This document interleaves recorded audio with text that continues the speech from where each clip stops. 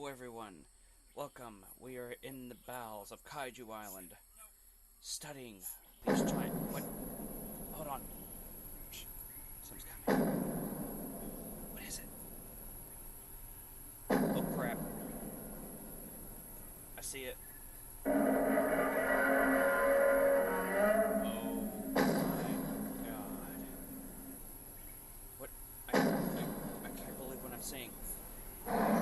Oh shit, it's found something else. Oh shit, please do not fight. Not right now. Not right now.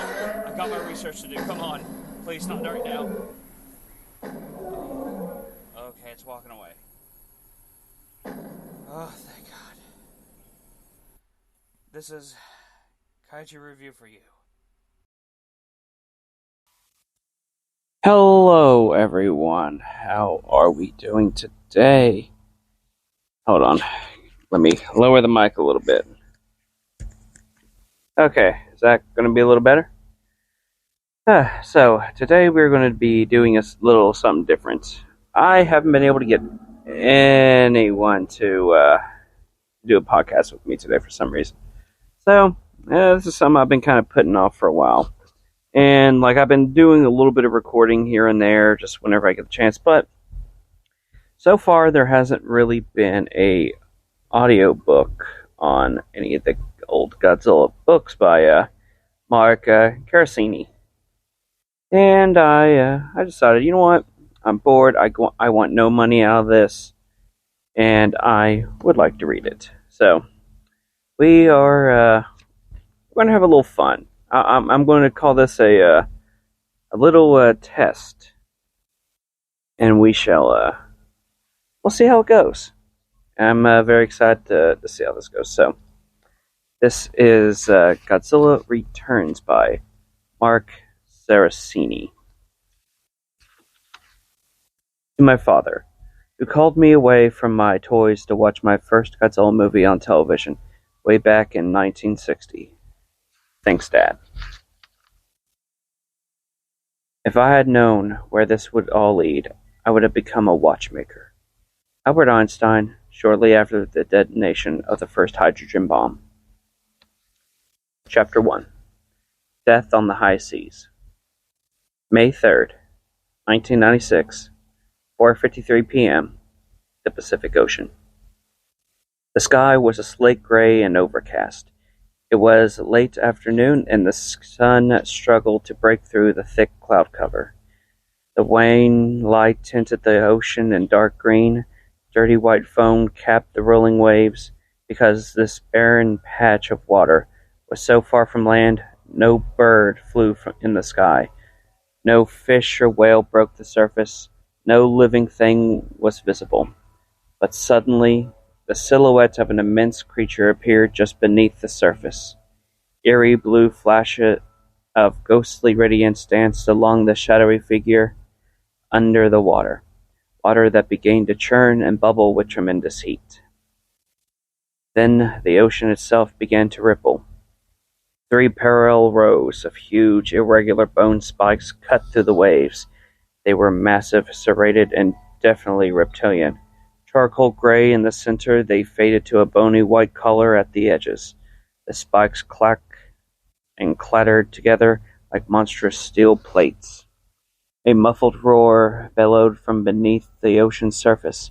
A neon blue light rippled across the 3 rows of spikes.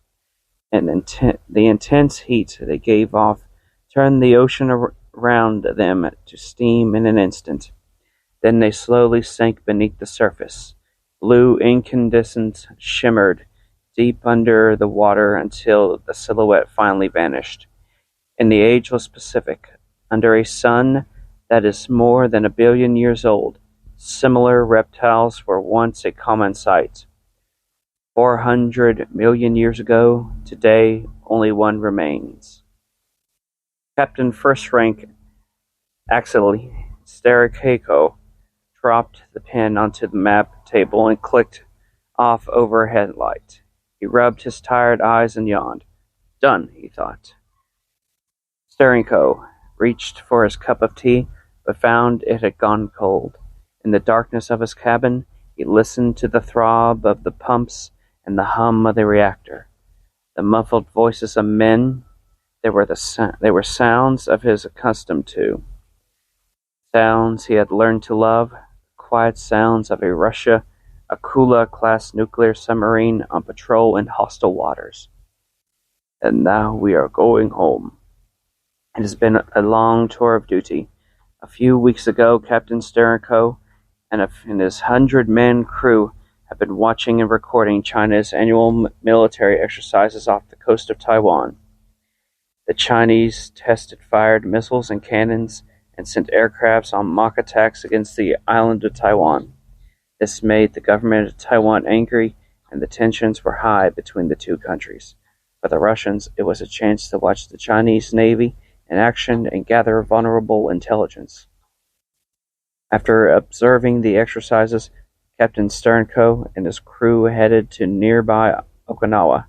They spent a few days listening to the radio transmissions from the American base located there. The Cold War was over, and the United States was no longer the enemy, technically.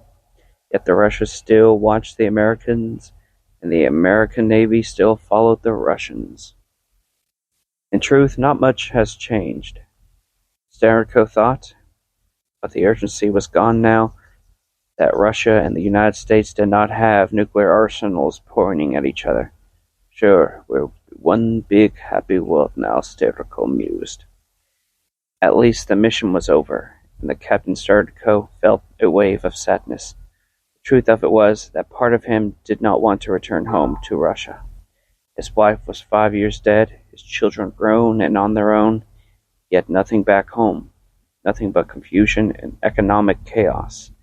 Since the communists have fallen from power, uncertainty was all the Russians had, uncertainty and fear. It's not like out here on duty, Steranko thought. Here there is orders. Each man knows his duty and does it. There is no surprises at sea. Captain Steranko, voice crackled over the sub's intercom. Steranko reached out and flipped the switch. Yes? First Mate Vasilov asked that you report to the bridge immediately. We have spotted an unidentified object on our instruments. Steranko recognized the urgent voice. It was Mikhail Ivanovich, the young man who was minding the sonar. Good seaman, but excitable. Steranko thought he'd probably spotted a pod of whales. Captain Steranko rose and made his way down through the narrow corridors of the command deck. When Steranko stepped onto the bridge, First Mate Markov Vasilov saluted and relinquished the command chair. What's going on? Steranko asked, returning with the salute. Sir, said Ivanovich, the sonar man, we have had a strange object on our scopes. It's moving parallel with us and matching our speeds. Is it an American submarine? Captain Sterakov asked the young man. Or is it one of the new Yoshimo-class submarines the Japanese self-defense force is deploying? Ivanovich shook his head. No, sir, he replied. I've never seen anything like this before. This object's sound signature is unique. It is not on our tapes. Everything is on our tapes, Vasilov said confidently. The Russian Navy had a recording of every type of underwater sound from American subs to unnatural underwater phenomena. Steranko looked at his first mate. Vasilov shrugged his shoulders and smiled at the young sonar man's zeal. Captain Steranko walked over to the sonar screen and peered at it over Ivanovich's shoulder. His eyes widened when he saw the blip on the screen. It has not reacted to our sonar probe, Steranko asked. Ivanovich shook his head. That's odd, Steranko thought. If it's another ship, it must have reacted to our sonar sweep. It must be a fish, or perhaps whales.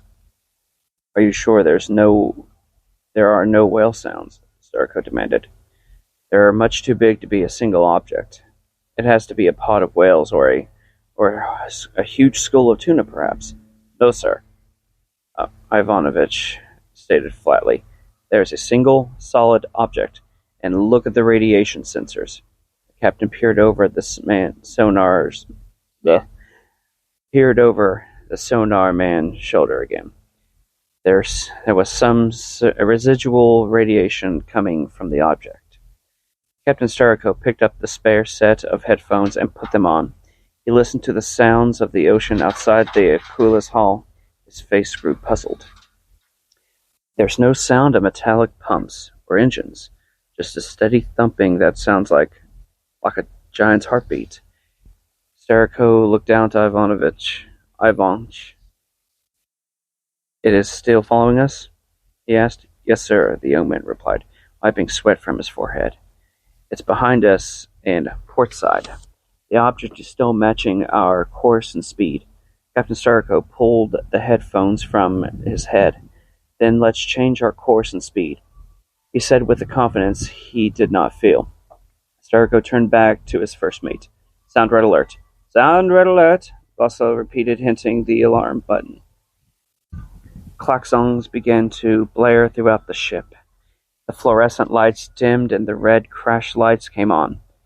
They illuminated the sub's bridge with an eerie scarlet glow. Starrico turned to another man on the bridge. Helmsman, he barked. Take us down to 500 feet. Increase speed to 40 knots. Aye, Captain. The helmsman answered. The Akula shot forward in the water. The noise of the bullet-shaped ship tilted and the submarine slid deeper into the Pacific Ocean. Starrico watched Ivanovich. There we go, we finally got it. At the sonar screen. Sir, the young man spoke at the moment. The object has changed course. It's matching our speed. No, it's going faster. Ivanovich was tense now, and his fear was contagious. Everyone on the Akula's bridge was nervous as they listened to the sonar man. The object is passing us. It's moving ahead us. I can't believe how fast it's going. Speed is impossible. Calm down, Ivanovich, Starrico barked. I want information, not opinions. Ivanovich nodded. He began to sweat again, and his eyes followed the blip on the screen. 1,700 meters in front of us now, Captain, and moving away, Ivanovich reported. Then his head jerked. Wait, he cried. It's slowing down. Ivanovich looked up from the sonar screen. His eyes were wide. Captain, the object is directly in front of us. It's blocking our way. All stop, Starrico cried. He turned to Volosov, ordered the torpedo room to ready tubes 1 and 2. As the first mate passed along the command to the weapons room, everyone on the bridge grew more tense.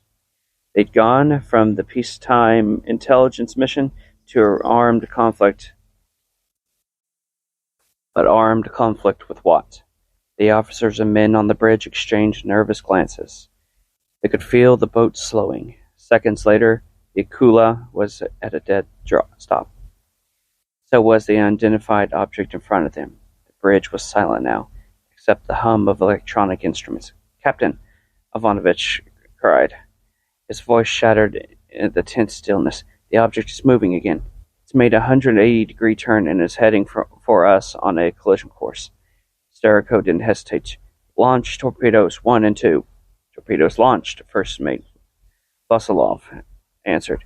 The Akula shuddered twice as 2 anti-submarine torpedoes left their tubes and raced toward the target.